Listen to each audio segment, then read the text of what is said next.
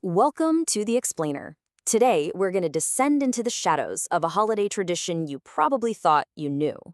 So, the book we're diving into today, it's a collection of Christmas horror stories, and it asks this really chilling question. What if the scariest ghosts aren't the ones rattling chains up in the attic? What if they're the ones stirring, quietly inside our own memories? All right, let's pull back that festive wrapping, shall we?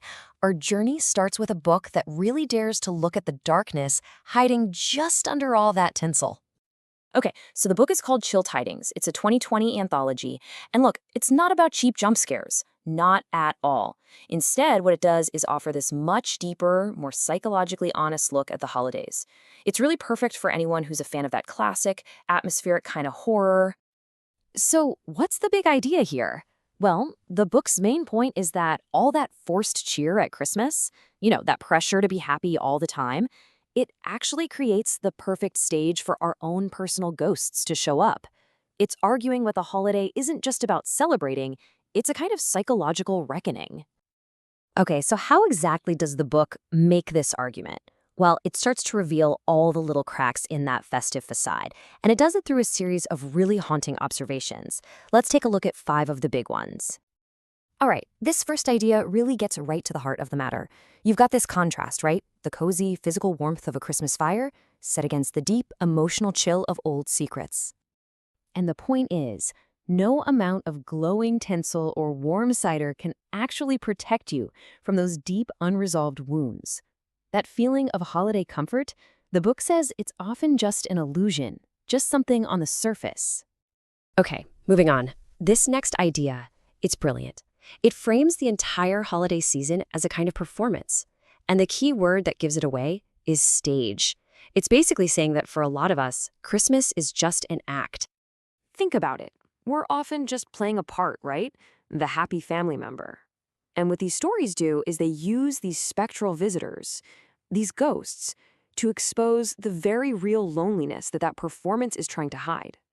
Now this one is really interesting. Here, the book suggests our traditions are basically just fragile illusions. That line between what's real and what's counterfeit, between what we actually feel and the part we're playing, it becomes dangerously, dangerously thin.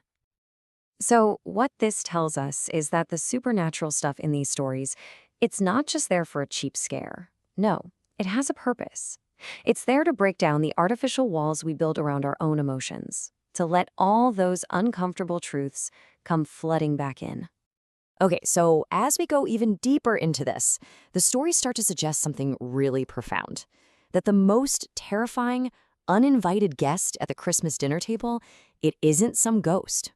It's grief itself. I mean, this is just such a powerful image, isn't it? The idea that the brighter and louder we try to make the holiday, the more our own inner darkness stands out. It becomes more visible, more present, simply by contrast. It's a complete paradox, right? The harder you try to force all that happiness and light, the more you're reminded of what, or maybe who, you've lost. The light in the end just ends up casting a much longer shadow. And that brings us to this last quote, which I think really captures the entire mission of this book. Pay attention to this one phrase: ruining or partaking in. It's fascinating, right? It's suggesting these phantoms aren't just showing up to destroy Christmas. So the takeaway here is huge. These stories, they aren't meant to ruin Christmas at all. Their goal is to make it whole, to make it real by acknowledging every single part of it. Yeah, the joy, of course, but also the sorrow, the tension, and the loss. Okay, wow. After that deep dive, let's come back up for air a bit. Let's try to understand the final lesson these chilling stories are trying to teach us, and then we'll take a critical look at the anthology itself. So, what's the final lesson? It's really a call for emotional honesty. It's about transforming Christmas from this performance that we just have to get through into a really meaningful reckoning with our past and our present. And that's what allows for real, genuine connection. So, what's the critical take on the book?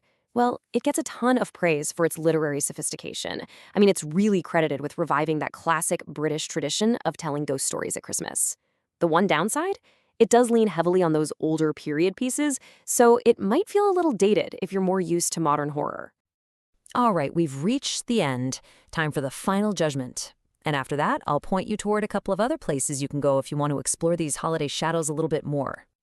Okay, so based on its incredible literary merit, that scholarly approach it takes, and its just really profound psychological exploration of the holidays, the final grade is a very strong 8.0 out of 10. So if this whole tradition is something you're into, you should definitely check out the Valacornt Book of Christmas Ghost Stories. It offers a really similar, super comprehensive collection of those classic Victorian and Edwardian tales.